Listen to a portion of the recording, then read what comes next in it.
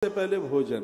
यदि यहाँ कोई डायबिटीज के मरीज बैठे हैं तो मैं एक स्मृति की बात कहना चाहूंगा कि सिर्फ मीठा खाने से ही डायबिटीज नहीं होती, भूखा रहने से भी डायबिटीज होती है। इसलिए हमारे ग्रंथ क्या कहते हैं, सदम व्याय भोक्तव्यम, 100 काम करने से पहले भोजन कीजिए, आपको आरोग्यता रहेगी, आपको निरोगता रहेगी। लेकिन सुबह ज्यादा हैवी मत खाइए। हमारे बाबाजियों की भाषा में सुबह के भोजन को कहते हैं बाल भोग। जो बच्चों जैसा भोजन है वो लीजिए। बच्चों का भोजन क्या है आपको नहीं पता होगा, बिस्किट बच्चों का भोजन नहीं है, ये चाइनीज फूड ये बच्चों का भोजन नहीं है।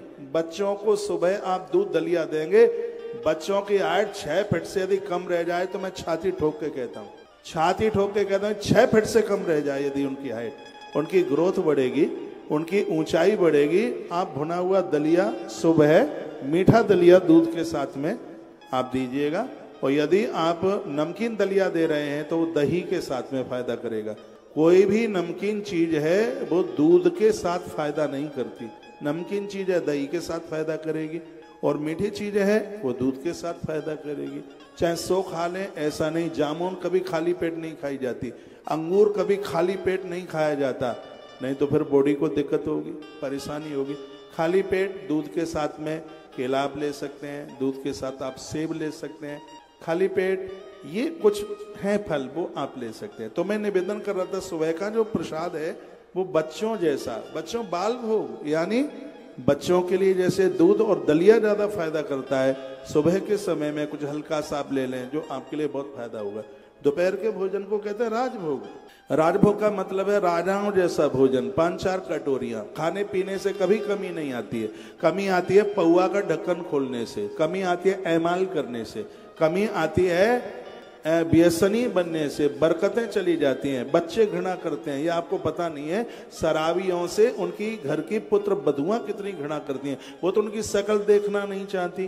वो मुझे कहती हैं कि आप सास ससुर की व्याख्या करते हैं इसलिए थोड़ा हम पाम छू लेते हैं, लेकिन अंदर से हमारा मन थोड़ी होता है कि शराबी ससुर को हम प्रणाम करें। मुझे मेरी बहनें बोलती हैं, हाँ धन तो नष्ट तब होगा जब उसको ऐमालों के ऊपर आप खर्च करेंगे, उसको बुरे कामों के कुकृत्यों के ऊपर आप उसको खर्च करेंगे तो धन में कमी आएगी। खाने पीने से कभी धन में कमी नहीं आती।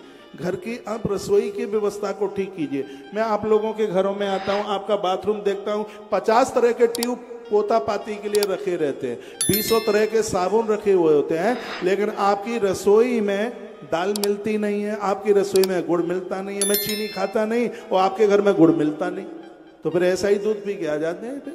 आपकी रसोई में 3 साल पुराना चावल मिले, आपकी रसोई में पुराना चावल नहीं मिलता, आपकी रसोई में गुड़ नहीं मिलता, आपकी रसोई में पता नहीं मट्ठा आपने कब से नहीं देखा होगा।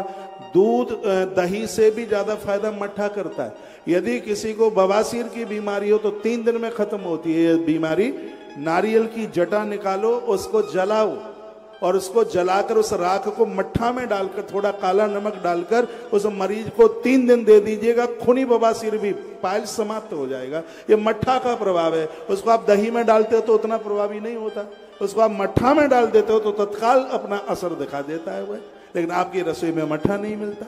दही की कड़ी उतनी जोरदार नहीं होती जितना कि मट्ठा की कड़ी जितनी जोरदार होती है। आलू दही वाला उतना प्रभावी नहीं जितना कि मैनपुरी साइड के लोग बैठे हैं उनको पूछ लेना, जितना कि मट्ठा का आलू जितना प्रभावी होता है। मट्ठा के आलू का अपना प्रभाव। तैयार हो जाइए, अगला विशाल कार्यक्रम मैनपुरी की धरती पर है। गौ महामहोत्सव, दूसरा गौ महामहोत्सव मैनपुरी की धरती पर इतना बड़ा, इससे 2.5 गुना पंडाल ज्यादा है, इससे 2.5 गुना ज्यादा पंडाल है और बहुत बड़ा आयोजन। यह पूरा एरिया मेरा बना हुआ, मैंने बहुत कथाएं करी। अभी इटावा क्षेत्र में मैं कथा कर रहा था तो ये पहले से ही ये निश्चित कार्यक्रम है। हाँ, तो मैं कह रहा था मट्ठा आलू की महिमा मैनपुरी क्षेत्र के लोग, इटावा क्षेत्र के लोग बैठे हैं, उनको पूछ लीजिए। वहां शादियां ठीक से नहीं दावत मानी जाती जब तक मट्ठा आलू न बने तब तक। एक बार जयकारा लगाइए, बोले बांके बिहारी लाल की।